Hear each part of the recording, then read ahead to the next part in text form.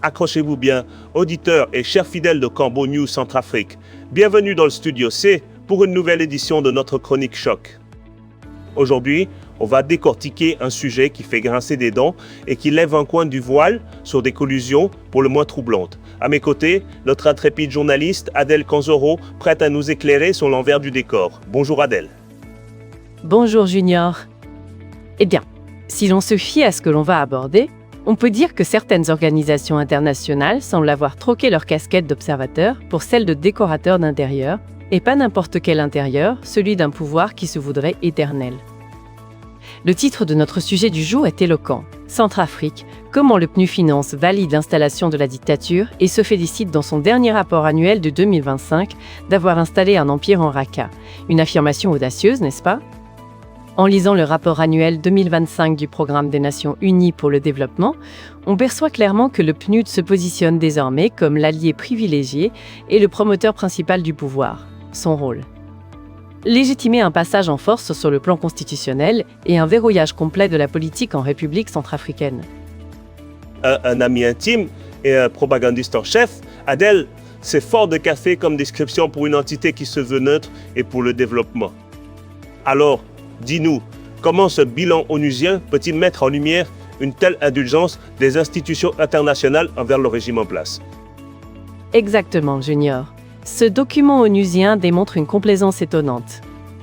Loin d'offrir un diagnostic objectif et indépendant, les rédacteurs de ce rapport ont opté pour une déconnexion volontaire, transformant les dérives autoritaires de l'exécutif en indicateurs positifs de performance.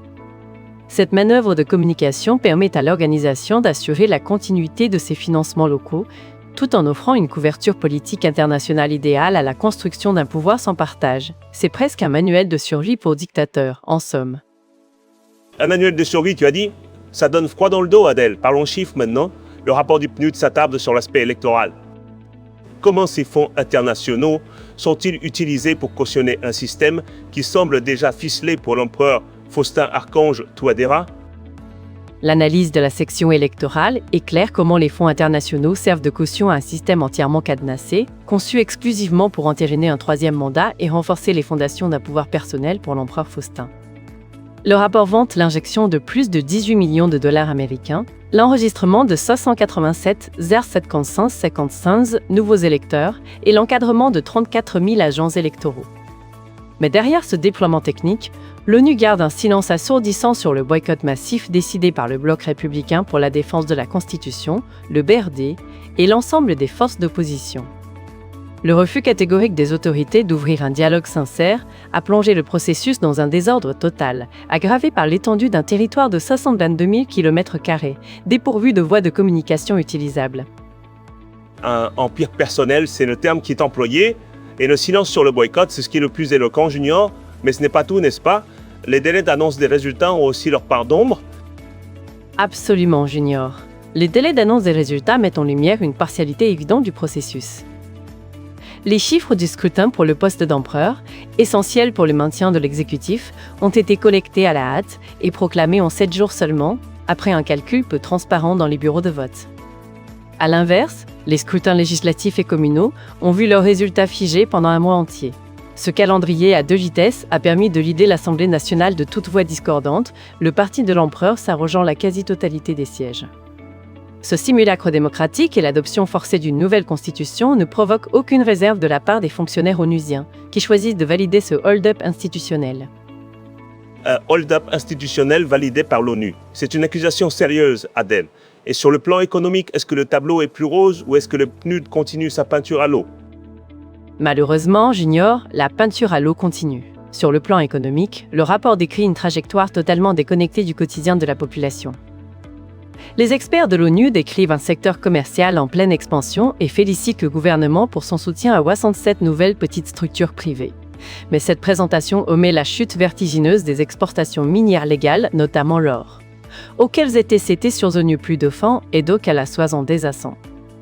Face à la diminution de l'aide internationale, les ministères concentrent la collecte des taxes sur les commerçants de la capitale et des rares zones contrôlées. Cette fiscalité excessive étouffe le secteur marchand centrafricain, une réalité destructive que l'Agence internationale déguise sous le concept et technique de mobilisation des ressources intérieures. Donc, on nous parle de croissance pendant que les commerçants sont asphyxiés par les taxes. C'est un mirage économique que nous décrit le PNUD. Et pour la sécurité, un domaine toujours très sensible en requin, est-ce le même schéma? C'est le même scénario, Junior. Un traitement adoucissant pour ne pas déplaire au dictateur Faustin. Le volet sécuritaire et judiciaire bénéficie du même traitement complaisant. Le PNUD se félicite d'avoir fourni des motos et des véhicules aux forces de sécurité ou d'avoir fait distribuer 200 jugements supplétifs dans quelques localités. Pendant ce temps, les exactions commises par les partenaires bilatéraux russes de la formation Wagner, les incursions armées dans les régions de la Vakaga ou de l'Ouam-Fafa et l'utilisation des tribunaux pour cibler les voix dissidentes sont purement absents du texte. L'agence choisit d'ignorer les alertes et les investigations des autres départements de l'ONU qui dénoncent régulièrement les violations des droits humains fondamentaux et les contraintes imposées aux convois humanitaires. Donc, on loue la distribution de quelques motos pendant qu'on ferme les yeux sur les exactions et les entraves à l'aide humanitaire. C'est une forme de complicité, Adèle, qui est absolument révoltante. Et qu'en est-il de l'aide sociale et des infrastructures de base? Est-ce que là aussi, on nous sert des chiffres qui ne correspondent pas à la réalité? C'est un véritable tour de passe-passe, Junior. Les données concernant l'aide sociale et les infrastructures de base relèvent d'un artifice grossier. L'organisation se vante d'offrir l'accès à l'eau à 338 bénéficiaires, d'avoir érigé 2 écoles et d'avoir affecté 36 enseignants. Ces réalisations minimes interviennent dans un contexte où plus de la moitié de la population dépend exclusivement des distributions d'urgence pour survivre, et où l'école publique a cessé d'exister dans la majeure partie des provinces. Le PNUD surévalue volontairement des micro-projets de communication pour fournir des arguments de propagande au pouvoir central. 2 écoles et 36 enseignants. C'est dérisoire pour un pays entier, Junior. Des micro-projets pour servir de la propagande, voilà le fond de l'histoire. En somme, Adèle, quel est le bilan final de cette collaboration entre le PNUD et le régime centrafricain? Le bilan final, Junior, est un gouffre entre les promesses et la réalité des financements. L'analyse comptable des fonds met en évidence l'écart entre les engagements affichés et la réalité des financements accordés.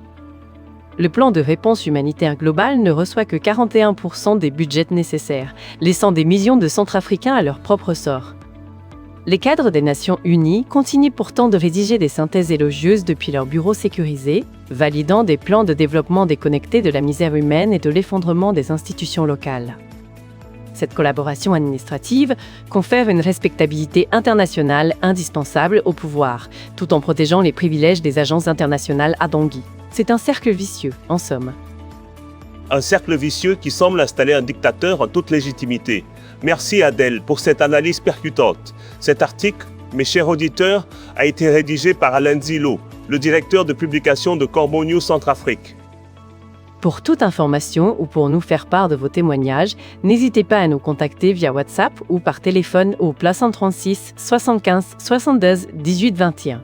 Merci de nous avoir suivis et à très bientôt sur les ondes de Corbeau News Centrafrique.